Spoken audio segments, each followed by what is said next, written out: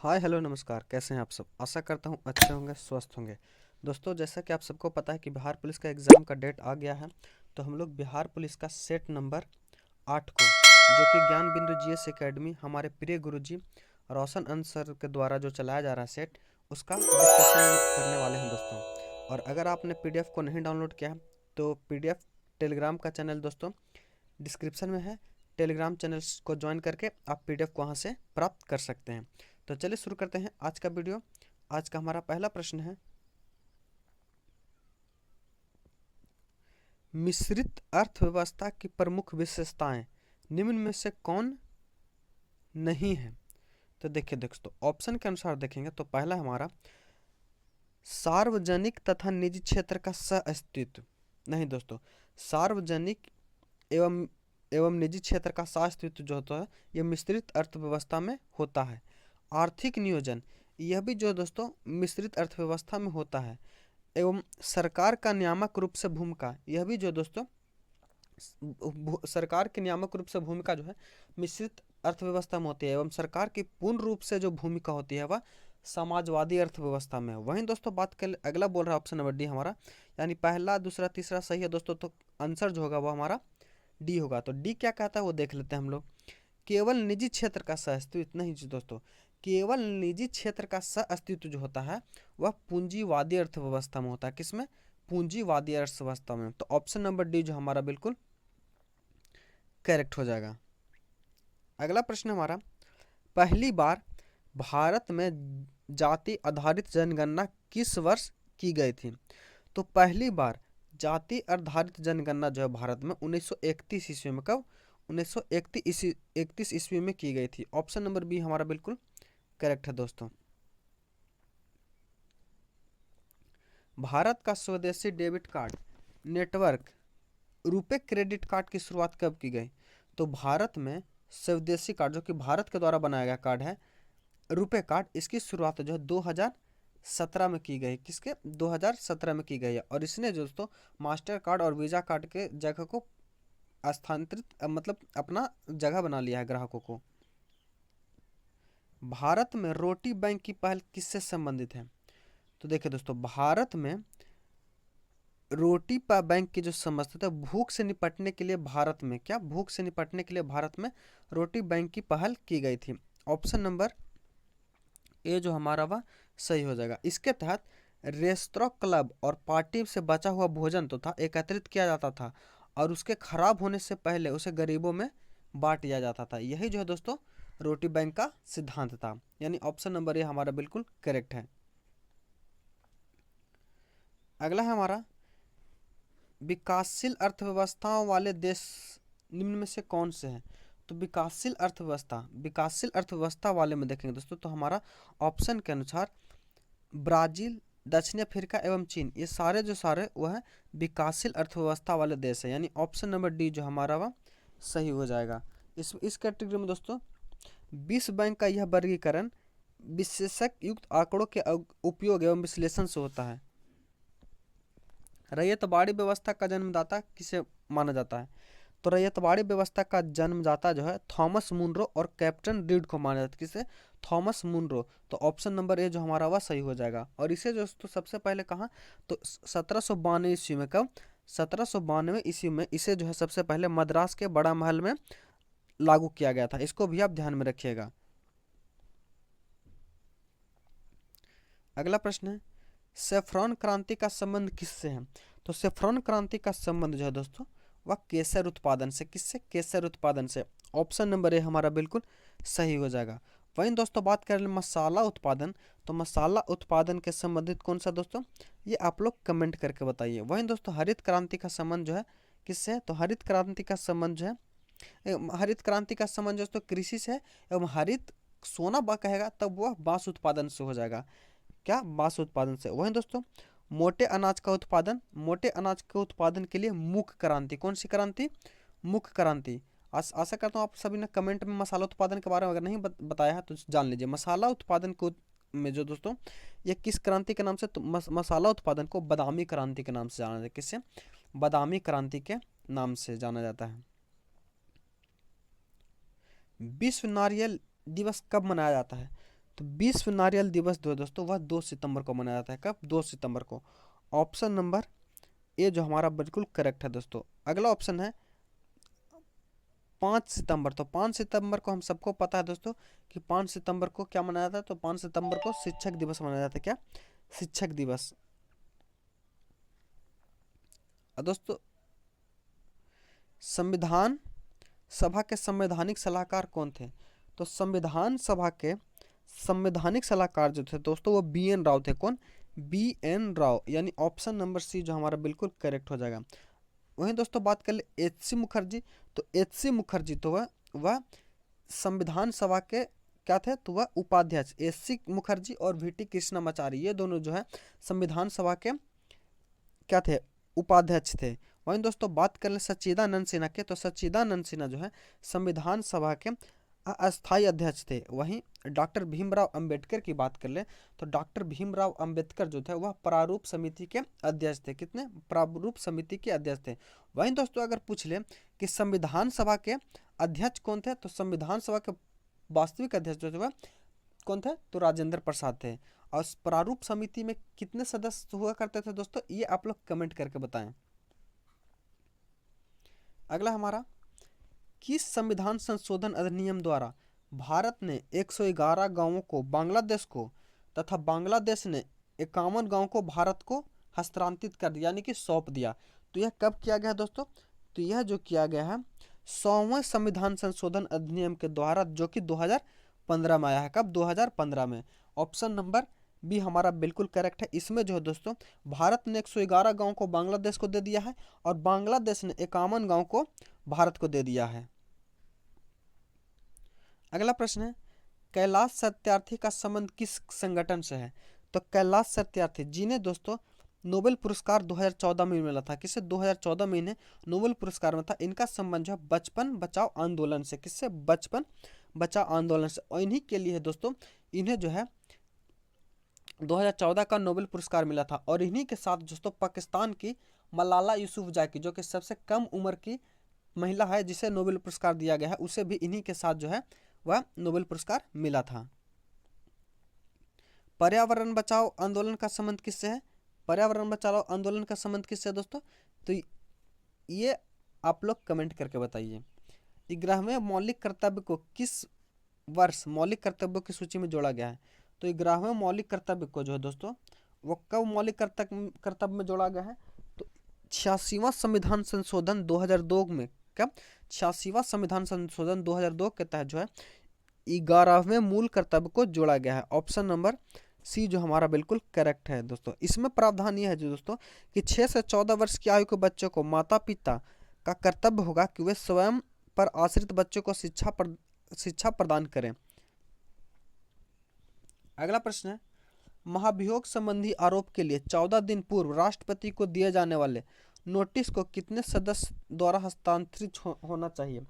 तो महाभियोग संबंधित आरोप के लिए 14 दिन पूर्व राष्ट्रपति को दिए जाने वाले नोटिस में कुल संख्या जो है वह 1/4 द्वारा, कितना? 1/4 द्वारा हस्तांतरित होना चाहिए, जो कि कितना होता है दोस्तों? तो जो कि होता है दोस्तों ऑप्शन नंबर डी हमारा सही हो जाएगा। किस अनुच्छेद के तहत संसद में प्रयोग किए जाने वाली भाषा का उल्लेख है? तो भाषा का उल्लेख जो है दोस्तों अनुच्छेद 120 में। किसमें? अनुच्छेद 120 में है। ऑप्शन नंबर ए हमारा सही हो जाएगा। वहीं दोस्तों बात कर ले अनुच्छेद 210 में क्या है? तो अनुच्छेद 210 में जो है विधानमंडल में प्रयोग होने जाने वाली भाषा का प्रयोग है। 210 में विधानमंडल में प्रयोग होने वाली, वहीं 120 में संसद में प्रयोग होने वाली भाषा का है। वहीं दोस्तों बात कर लें अनुच्छेद 345 की। तो अनुच्छेद 345 में क्या है? तो राज्य की राजभाषा है। क्या? अनुच्छेद 345 में राज्य की राजभाषा। एवं 346 में क्या है? तो 346 में है एक राज्य और दूसरे राज्य के जो संघर्ष के बीच जो वार्तालाप होता है उसकी भाषा का चर्चा जो है अनुच्छेद 346 में है। तो इस सब को भी आप ध्यान में रखिएगा। दोस्तों अगर वीडियो अच्छा लगा है तो लाइक और शेयर जरूर करें, और चैनल पर नए हैं तो चैनल को सब्सक्राइब कर लें ताकि हमें और भी मोटिवेशन मिल सके। और अगर अपना कुछ सुझाव हो तो कमेंट के माध्यम से हमें ज़रूर दें ताकि उसको अगले वीडियो से इम्प्लीमेंट किया जा सके। भारतीय संविधान के किस भाग में आपातकाल संबंधित उपबंध है? तो भारतीय संविधान के भाग 18 के अनुच्छेद 18 में, भाग 18 में जो है 18 में अनुच्छेद 352 से 360 तक, अनुच्छेद 52 से 360 के बीच में जो दोस्तों आपातकाल संबंधित उपबंध है। तो ऑप्शन नंबर बी जो हमारा बिल्कुल करेक्ट हो जाएगा। 15वें वित्त आयोग की समय अवधि क्या है? तो 15वें वित्त आयोग की समय अवधि जो है दोस्तों 2020 से 2026 है। ऑप्शन नंबर सी जो हमारा वह सही हो जाएगा। अब वित्त आयोग के अध्यक्ष कौन है दोस्तों? अध्यक्ष तो एन.के. सिंह है। कौन? एन.के. सिंह। अब वित्त आयोग जो है दोस्तों यह किसके स्थान पर आया है और किसका गठन कब हुआ है? तो वित्त आयोग का गठन जो हुआ है दोस्तों वह 1 जनवरी 2015 को, कब? 1 जनवरी 2015 को हुआ है और यह जो है नीति आयोग के स्थान पर इसे लाया गया है, जिसका फुल फॉर्म होता है national institute for transforming in India. इसको भी आप ध्यान में रखिएगा। अगला प्रश्न हमारा, पहली बार लोकसभा चुनाव संपन्न कराए गए थे। तो पहली बार जो है लोकसभा का चुनाव जो 1971 में हुआ था। कब? 1971 में। ऑप्शन नंबर डी जो हमारा वह सही हो जाएगा। और दोस्तों ध्यान में रखिएगा 16वें वित्त आयोग जो है जो वर्तमान में वह अरविंद पनगड़िया है। कौन? अरविंद पनगड़िया। इनको भी ध्यान में रखिएगा। राज्यसभा के सदस्यों का नामांकन का प्रावधान किस देश के संविधान से ग्रहण किया गया है? तो राज्यसभा के सदस्यों के नामांकन का प्रावधान जो दोस्तों आयरलैंड के, किससे? आयरलैंड के संविधान से ग्रहण किया गया है। ऑप्शन नंबर ए हमारा सही हो जाएगा। और आयरलैंड से और क्या क्या क्या ग्रहण किया गया दोस्तों? तो आयरलैंड से भारत के राज्य के नीति निर्देशक तत्व को भी लाया गया। क्या लाया गया है? वहीं दोस्तों बात कर ले भारत शासन अधिनियम 1935 की, तो भारत शासन अधिनियम 1935 को संविधान का मुख्य स्रोत माना जाता है। क्या? मुख्य स्रोत माना जाता है। वहीं दोस्तों बात कर लें राष्ट्रपति का निर्वाचन भी कहाँ से आया है? तो आपको आयरलैंड से आया है। ऑस्ट्रेलिया से क्या आया है दोस्तों? तो ऑस्ट्रेलिया से दोस्तों प्रस्तावना की भाषा, क्या? प्रस्तावना की भाषा जो है ऑस्ट्रेलिया से ली गई है। वहीं दोस्तों कनाडा से क्या है? तो कनाडा से आप लोग कमेंट करके बताइए। क्या? कमेंट करके बताइए। मूंगफली का टिक्का रोग किसके कारण होता है? तो मूंगफली का टिक्का रोग जो दोस्तों कवक के कारण होता है। किसके कारण? कवक के कारण। और कौन सा कवक होता है इसमें? तो सार्कोवासोरा पर्सनेटा। क्या? सार्कोवासोरा पर्सनेटा, यही कवक जो है दोस्तों इसी के कारण जो है मूंगफली में टिक्का रोग होता है। ऑप्शन नंबर सी हमारा बिल्कुल करेक्ट है। तो इस रोग में जानते हैं क्या होता है? इस रोग में होता है ना कि पत्ती के दोनों सतह पर गोल गोल धब्बा बन जाता है। क्या? पत्ती के सतह पर गोल गोल धब्बा बन जाता है। इंसुलिन हार्मोन कहाँ से स्रावित होता है? तो इंसुलिन हार्मोन जो है दोस्तों ये अमाशय के बिट्टा कोशिका से, किससे? बिट्टा कोशिका से स्रावित होता है। यानी ऑप्शन नंबर ए हमारा बिल्कुल करेक्ट है। इंसुलिन के मतलब इंसुलिन का जो स्राव जब कम होता है दोस्तों तो इसी जो है मधुमेह रोग होता है। क्या? मधुमेह रोग होता है। वहीं दोस्तों अगर इंसुलिन का स्राव अत्यधिक हो जाएगा तो हाइपोग्लाइसीमिया नामक रोग होता है। क्या? हाइपोग्लाइसीमिया नामक रोग होता है। गन्ने की लाल सड़न किसके कारण बनती है? तो गन्ने का लाल सड़न जो है दोस्तों वह क्लोस्ट्रीडियम फैक्टियम के कारण बनती है। किसके कारण? क्लोस्ट्रीडियम फैक्टियम के कारण। ऑप्शन नंबर ए हमारा बिल्कुल करेक्ट है दोस्तों। अगला है इकोटोन का अर्थ क्या होता है? तो इकोटोन जो दोस्तों, इकोटोन वहां जहां दो बायोमास मिलते हैं। ऑप्शन नंबर ए हमारा सही होगा। यानी कि दोस्तों अगर कुछ जगह यहाँ पे हो गया जहाँ पे यहाँ पे अलग जलवायु है, यहाँ पे भी अलग जलवायु है और इसी क्षेत्र को दोस्तों इकोटोन कहा जाता है। क्या? जहाँ पे दोनों बायोमास मिलते हैं, इसे ही इकोटोन कहा जाता है। अमाशय से बाहर आने वाली अम्लीय अर्धपाचित खाद्य का उदासीकरण किसके द्वारा किया जाता है? तो अमाशय से बाहर आने वाली अम्लीय अर्धपाचित जो खाद्य है उसका उदासीकरण जो है ये किसके द्वारा किया जाता है? तो यह जो किया जाता है दोस्तों पितरस के द्वारा। किसके द्वारा? पितरस द्वारा। और पितरस कहाँ बनता है दोस्तों? तो पितरस जो है यकृत में बनता है। कहाँ? यकृत में बनता है। और यह जमा रहता है कहाँ? पित्ताशय में। कहाँ? पित्ताशय में, जो कि यकृत के नीचे एक छोटी सी थैली होती है। अगला प्रश्न है हमारा, निम्नलिखित में से कौन सा विटामिन कैल्शियम के अवशोषण में सहायक होता है?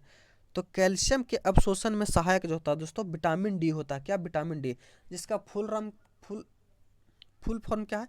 तो इसका फुल फॉर्म होता है डी, इसका पोटेशियम माफ़ कीजिएगा दोस्तों, पोटेशियम, विटामिन डी दोस्तों, विटामिन डी के कमी से स्कर्वी रोग होता है। क्या स्कर्वी रोग?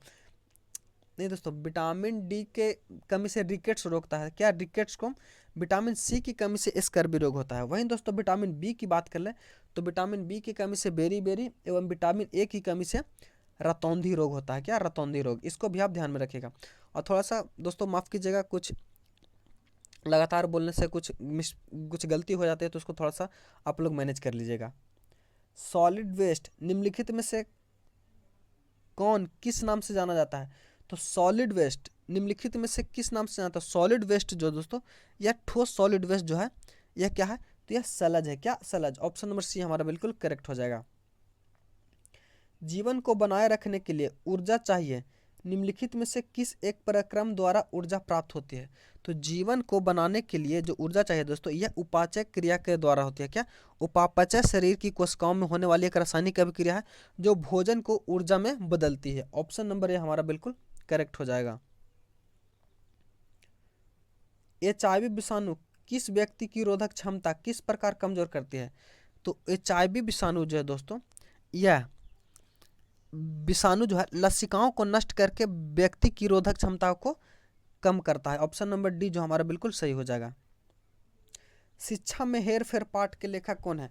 तो शिक्षा में हेरफेर पाठ के लेखक जो है दोस्तों, यह कौन है? तो यह रविंद्रनाथ ठाकुर है। कौन? Rabindranath Thakur. Option number C हमारा सही हो जाएगा। वहीं दोस्तों बात कर ले शरद जोशी की, तो शरद जोशी की जो प्रमुख रचना है वो रेल यात्रा है। क्या? रेल यात्रा। वहीं दोस्तों बात कर ले रामधारी सिंह दिनकर की, तो इनकी जो प्रमुख यात्रा है सूखी नदी का पुल। क्या? सूखी नदी का पुल। वहीं अनुपम मिश्रा का देखें तो अनुपम मिश्रा का पधारो हमारे देश, यह जो है इन सभी की प्रमुख रचनाएं हैं, तो इसको भी आप ध्यान में रखिएगा। आ रही कवि की सवारी कविता में कवि कौन है? तो आ रही कविता की सवारी में कविता के जो कवि हैं दोस्तों, वह हंसराय बच्चन है। कौन? हरिवंश राय बच्चन। माफ कीजिएगा दोस्तों, हरिवंश राय बच्चन। ऑप्शन नंबर ये हमारा बिल्कुल करेक्ट हो जाएगा। वहीं दोस्तों विजय कुमार, तो विजय कुमार की जो रचना है उसका नाम है निम्मों की मौत पर। क्या? निम्मों की मौत पर जो है यह किसके द्वारा लिखा गया है? तो यह विजय कुमार के द्वारा। वहीं दोस्तों बात कर लें केदारनाथ अग्रवाल के द्वारा, तो इनके द्वारा जो लिखा गया है पूरा हिंदुस्तान मिलेगा। क्या? पूरा हिंदुस्तान मिलेगा केदारनाथ अग्रवाल के द्वारा लिखा गया है। वहीं दोस्तों बात कर लें सीताकांत महापात्र की, तो सीताकांत महापात्र के द्वारा समुद्र रचना लिखी गई है। क्या? समुद्र। तो इस सब को भी आप ध्यान में रखिएगा। व्याकरण को अच्छी तरह जानने वाला वाक्यांश के लिए एक शब्द है, तो व्याकरण को अच्छी तरह जानने वाले के लिए एक शब्द जो है दोस्तों वह व्याकरण होता है, यानी कि ऑप्शन नंबर बी हमारा बिल्कुल करेक्ट हो जाएगा। अगला है स्वप्न का विलोम कौन है? तो स्वप्न का विलोम क्या हो जाएगा दोस्तों? तो स्वप्न का विलोम हो जाएगा जागरण। क्या? जागरण। ऑप्शन नंबर बी हमारा बिल्कुल करेक्ट हो जाएगा। अगला प्रश्न है निम्न में से कौन सा कर्ण का पर्यायवाची नहीं है? तो कर्ण का जो पर्यायवाची नहीं है दोस्तों वह क्या हो जाएगा? तो ऑप्शन के अनुसार देखेंगे तो धनंजय जो है कर्ण का पर्यायवाची नहीं है, जबकि सूर्यपुत्र, राधेय, अंगराज यह सभी जो है कर्ण का पर्यायवाची है। धनंजय जो है दोस्तों यह किसका? तो यह विष्णु का। किसका? विष्णु का पर्यायवाची है। और दोस्तों आप सबसे फिर से एक बार रिक्वेस्ट है कि आप सभी अगर इसका PDF चाहते हैं तो टेलीग्राम चैनल से जुड़ जाएं, और वीडियो अच्छा लगा है दोस्तों तो लाइक करके सपोर्ट जरूर करें। अभ्यागत शब्दों में कौन सा उपसर्ग है? तो अभ्यागत में देखेंगे तो अभ्यागत का संधि विच्छेद होता है दोस्तों अभि प्लस आगत, अर्थात अभ्यागत में अभि उपसर्ग है। कौन सा? अभि उपसर्ग। ऑप्शन नंबर ए हमारा बिल्कुल करेक्ट है दोस्तों। निम्न में से इच्छावाचक वाक्य है, तो इच्छावाचक वाक्य की बात करें तो ऑप्शन के अनुसार देंगे तो तुम्हारा मंगल हो, यह हमारी इच्छा है। इस प्रकार से हम जान सकते हैं कि यह इच्छा वाक्य है। जिसकी विशेषता बताई जाती है उसे क्या कहते हैं? तो जिसकी विशेषता बताई जाती है उसे विशेष कहा जाता है। क्या? विशेष। ऑप्शन नंबर बी जो हमारा बिल्कुल सही हो जाएगा दोस्तों। वहीं दोस्तों बात कर ले विशेषण की, तो विशेषण किसे कहते हैं? जो संज्ञा या सर्वनाम के विशेषता बताए उसे विशेषण कहते हैं। आगे रीजनिंग और मैथ का प्रश्न दोस्तों, इसका सिर्फ हम लोग आंसर बता दे रहे हैं, आप लोग मिलान कर लीजिएगा। अगर आप लोगों को इसका सॉल्यूशन भी चाहिए तो आप लोग कमेंट कर दीजिएगा, उसका हम सॉल्यूशन का वीडियो अलग से बना देंगे। इस प्रश्न का जो उत्तर होगा तो ऑप्शन नंबर बी हमारा बिल्कुल करेक्ट हो जाएगा। 37 नंबर को सॉल्व करने के बाद जो आपका आंसर आ जाएगा वह बी हो जाएगा। क्या बीस में इसमें कितने त्रिभुज हैं? तो 22 त्रिभुज हैं। वहीं 38 नंबर को सॉल्व करिएगा तो 38 नंबर को सॉल्व तो गणेश जो है माफ कीजिएगा दोस्तों, रजत जो है सबसे नाटा है, रजत नाटा है। अगला प्रश्न है हमारा, गंगा डेल्टा का सबसे ऊपरी बिंदु है। तो गंगा डेल्टा का सबसे ऊपरी बिंदु जो है दोस्तों वो फरक्का है। कौन? फरक्का। ऑप्शन नंबर बी हमारा सही हो जाएगा। अगला प्रश्न है, पादप जिसका उपयोग बायोडीजल के रूप में किया जाता है उसको पहचानिए और सही विकल्प को चुनिए। तो बायोडीजल के उपयोग में दोस्तों करंज का, महुआ का भी किया जाता है, जेट्रोफा और अंडे सभी का किया जाता है। ऑप्शन नंबर डी हमारा सही हो जाएगा। अगला प्रश्न है, निम्न में से कौन सा मेल सही नहीं है? तो सही मेल की बात कर ले दोस्तों, option number C, selenium oxide जो है यह गहरा नीला, ये इसे मिलाने से गहरा नीला रंग प्राप्त नहीं होता है। ऑप्शन नंबर सी जो हमारा बिल्कुल करेक्ट हो जाएगा। इस सिलेडियम ऑक्साइड को मिलाने से दोस्तों नारंगी रंग प्राप्त होता है। क्या? नारंगी लाल रंग प्राप्त होता है। इसको भी आप ध्यान में रखिएगा। वहीं दोस्तों बात कर लें गहरा नीला की, तो यह गहरा नीला किस कारण से होता है ये आप लोग कमेंट करके बताइए। फ्रेयॉन का रासायनिक सूत्र है। तो फ्रेयॉन का रासायनिक सूत्र की बात करें तो फ्रेयॉन का रासायनिक सूत्र जो होगा CF2। क्या? CF2Cl2। तो यानी कि ऑप्शन नंबर डी जो हमारा बिल्कुल करेक्ट है दोस्तों। निम्न में से कौन सा एक एंटीसेप्टिक औषधि है?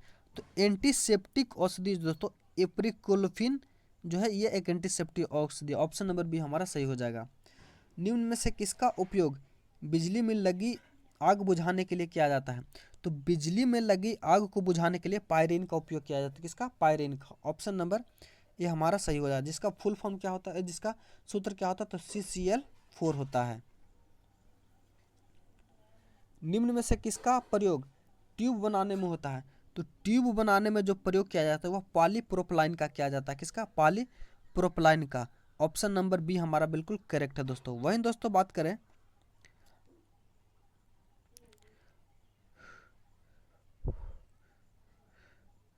टेरिलिन, टेरिलिन का उपयोग जो दोस्तों वस्त्र उद्योग में किया जाता है। किससे? वस्त्र उद्योग में। वहीं दोस्तों बात करें पॉलीविनाइल का, तो पॉलीविनाइल क्लोराइड का जो है दोस्तों यह किस्म का तो केबल बनाने में इसका उपयोग किया जाता है। कांच को कठोर बनाने के लिए उसमें क्या मिलाया जाता है? तो कांच को कठोर बनाने के लिए जो उसमें मिलाया जाता है दोस्तों वह क्या मिलाया जाता है? तो पोटेशियम क्लोराइड। क्या? पोटेशियम क्लोराइड मिलाया जाता है। ऑप्शन नंबर सी हमारा बिल्कुल करेक्ट है। अगला प्रश्न है, निम्नलिखित में से अल्फा परिवर्तन का उदाहरण है? तो ऑप्शन के अनुसार देखेंगे तो अल्फा परिवर्तन का तो उदाहरण है ऑप्शन नंबर ए हमारा बिल्कुल सही हो जाएगा। रेडियम को रेडॉन में बदल रहा है। ग्राहकों के गैसीय विसरण नियम के अनुसार सत्य संबंध प्रदर्शित करता है। तो सत्य संबंध प्रदर्शित करता है किससे? तो यह जो तो फार्मूला नंबर सी जो हमारा बिल्कुल सही हो जाएगा। अगला प्रश्न हमारा, सोरेल सीमेंट निम्नलिखित में से किसे कहते हैं? तो सोरेल सीमेंट जो दोस्तों यह किसे कहते हैं? तो यह ऑप्शन नंबर ए जो हमारा वह सही हो जाएगा। लिथियम बिहार के किस जिले में पाए जाते हैं? तो लिथियम जो दोस्तों बिहार के किस जिले में पाए जाते हैं? तो लिथियम जो है बिहार के गया जिले में। कहाँ? गया जिले में पाए जाते हैं, जो कि सबसे गर्म जिला है दोस्तों। स्वतंत्रता पूर्व बिहार के कौन सी नहर प्रणाली थी? तो स्वतंत्रता से पहले बिहार में जो थी वह कौन सी नहर? तो वह सोन नहर प्रणाली थी। कौन? सोन नहर प्रणाली। ऑप्शन नंबर डी हमारा सही हो जाएगा। और इसकी अनुमति किसने दी थी दोस्तों? तो इसकी अनुमति जो है चार्ल्स डिकेंस ने दी थी। कि इस चार्ल्स डिकेंस की अनुशंसा पर ही सोन नहर प्रणाली का निर्माण हुआ था। लिमोनाइट में लोहा की मात्रा कितनी होती है? तो लिमोनाइट में लोहा की मात्रा जो होती है 40 से 50% होती है। कितनी? 40 से 50%। ऑप्शन नंबर डी हमारा बिल्कुल करेक्ट हो जाएगा। सुमेलित करना है दोस्तों एक और दो को। तो अंगोरा, तो अंगोरा जो दोस्तों ये खरगोश से प्राप्त होता है। किससे? खरगोश से प्राप्त होता है। वहीं दोस्तों बात कर लें पश्मीना, तो पश्मीना जो है बकरी से प्राप्त होता है। किससे? पश्मीना बकरी से।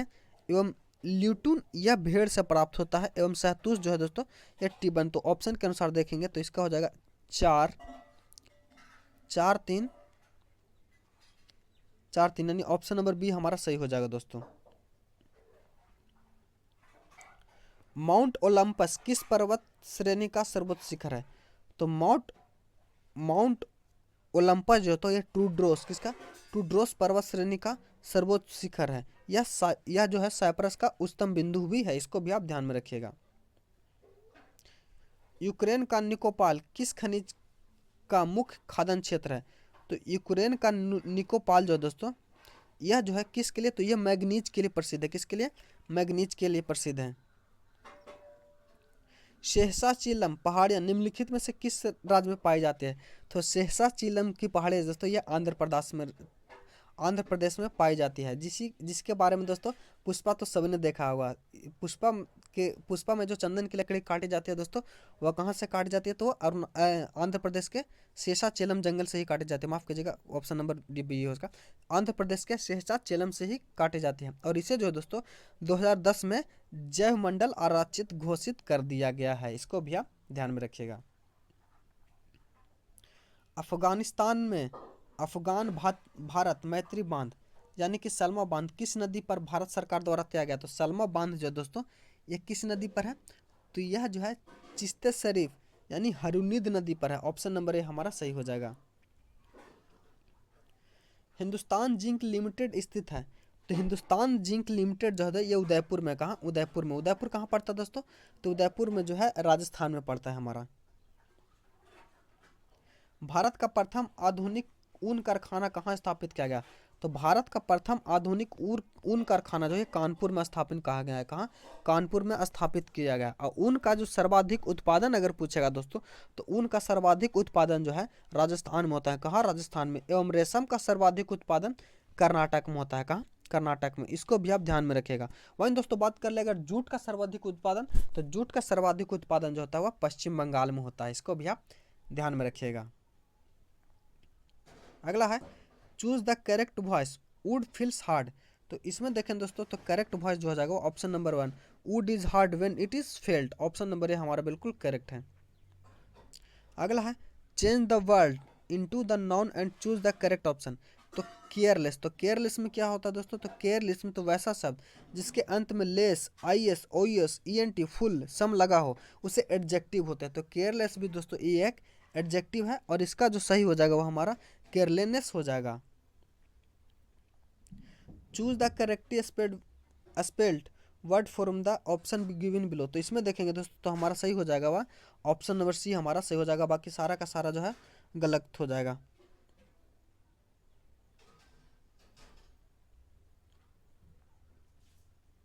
अगला है translate the given sentence into English. मैंने उसे हंसाया, मैंने उसे हंसाया।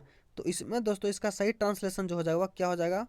तो I made him laugh. Option number B हमारा बिल्कुल करेक्ट है। Never die he come here identify the parts of speech of word never. तो इसमें नेवर में जो कौन सा पार्ट्स ऑफ स्पीच है? तो एडवर्ब है दोस्तों। क्या एडवर्ब है? Synonyms of कनेव is. तो सिनोनिम्स ऑफ कनेव इज, तो कनेनिम्स का सुनेव क्या हो जाएगा? तो इसका मिस हो जाता तो कनेव मिस होता है दुष्ट। तो इसका उल्टा शब्द हो जाएगा दोस्तों, वो हमारा क्या हो जाएगा? तो वो हो जाएगा रफ और राउग। ऑप्शन नंबर ये हमारा सही हो जाएगा। बिलो द विस्पर मीन्स, तो इसका सही आंसर हो क्या हो जाएगा दोस्तों? इसका जो हो जाएगा वो हमारा एन यूजुअली गोल्ड।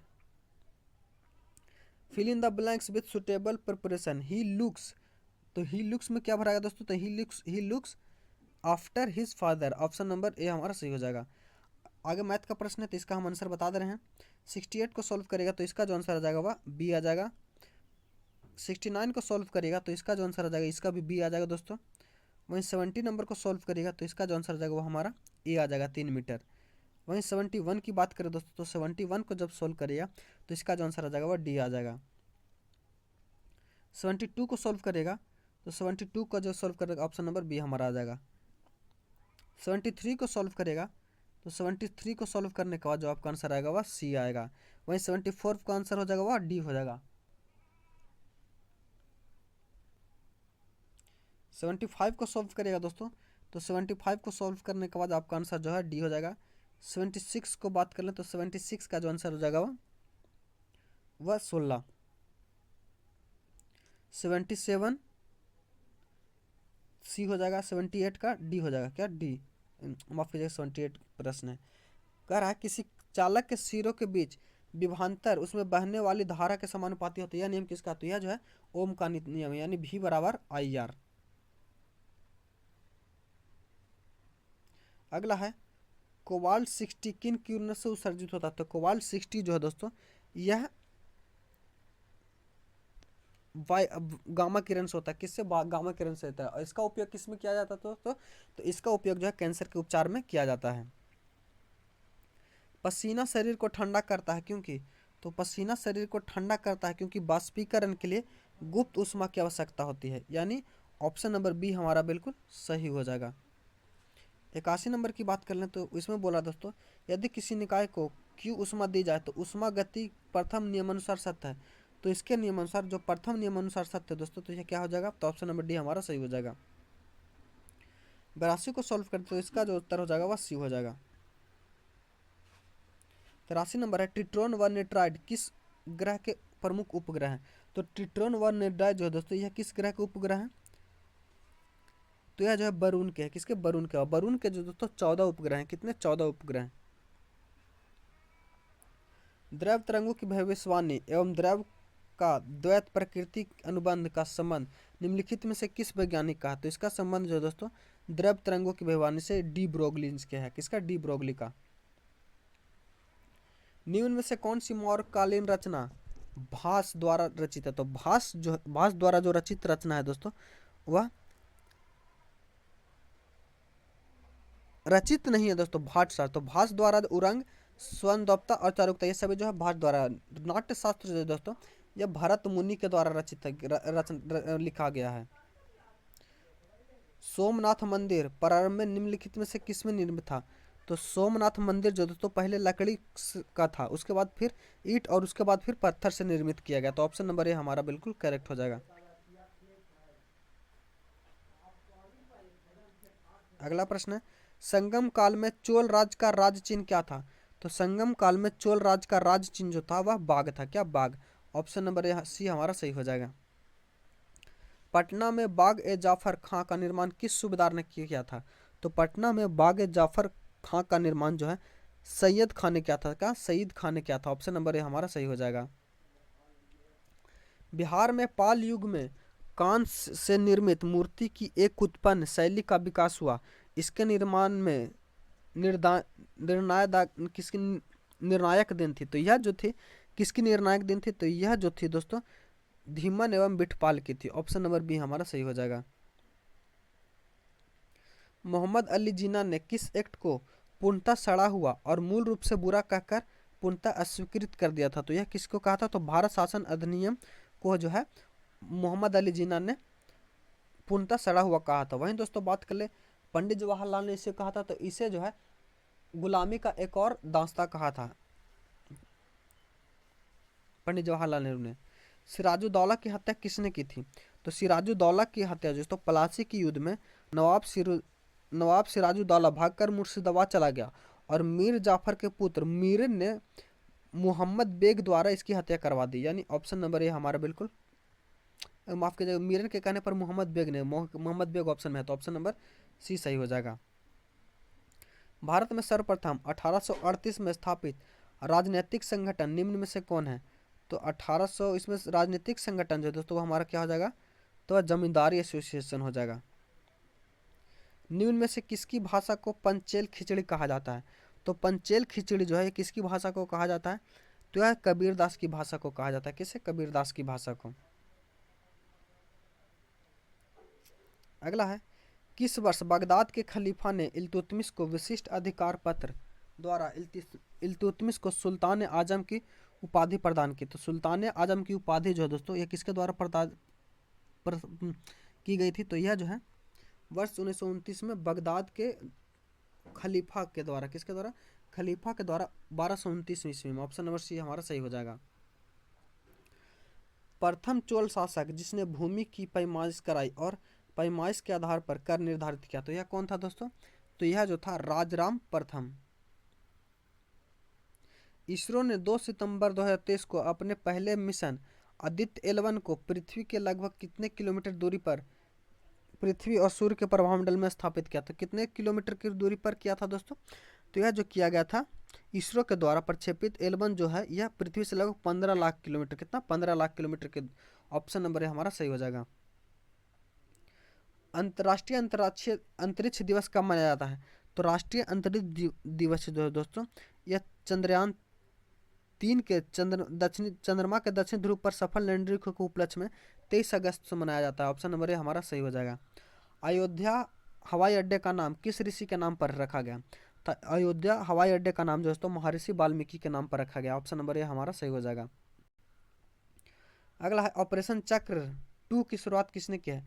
तो ऑपरेशन चक्र 2 की शुरुआत जो है सीबीआई के द्वारा की गई। किसके द्वारा?